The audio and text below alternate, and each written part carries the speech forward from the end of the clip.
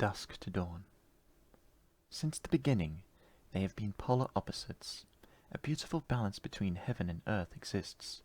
Cast your eyes to the skies, and look and listen closely to find a place where two lovers reside. Dawn is her name, begins each day the same. She waves to the plants as she lights up the sky, kisses babies good morning, and her light fills their eyes. And she provides a respite for those looking to flee the night, and through the day the moon is pale to her sight. His name is Dusk, and darkness he brings not as a want, but a must. His emotions are colder and older than what he has held in Dawn's trust. For him, he could not be more different than twilight and dust. He would hide the bitter, the withered, and the lesser. He would bring the rest to those that have long sought it out. However, Dusk thought, this can't be my forever, and from that night he looked for something better. One night he saw a light, the first in his eyes there had ever been. He called out to it, but at the same time he was afraid of being seen. At sunrise she would hear the calls, but when she tried to chase them, they simply echoed until she couldn't hear them anymore.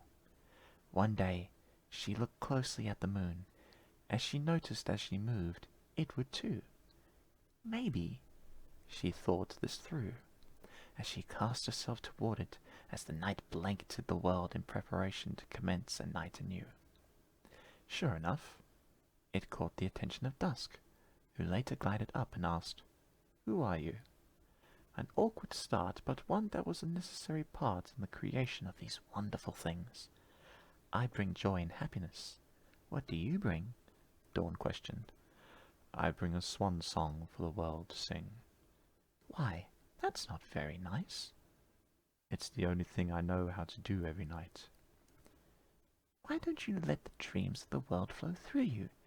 Give me your hand, and I will show you that you are more than what you think you are." With that, Dusk's heart cracked and birthed the first ever star.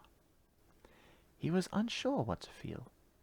"It hurts," he complained initially. "Don't worry, it will heal." The amount of dreams he let in birthed stars numbering in their millions. Each one made her smile more and made his heart less sore. Sadly, their time together was up, as dawn was about to break. "I want to see you again," he pleaded.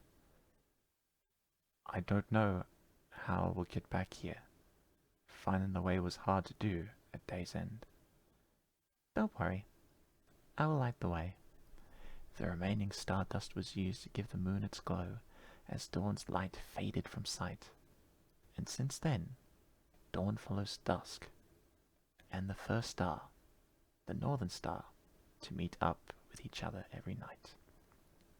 So if you feel alone, unsure, lost and afraid of where you are, open your heart to the idea that there are millions of dreams, and your emotion is felt in every part. Want proof? Look for the man in the moon, and gaze up at the stars.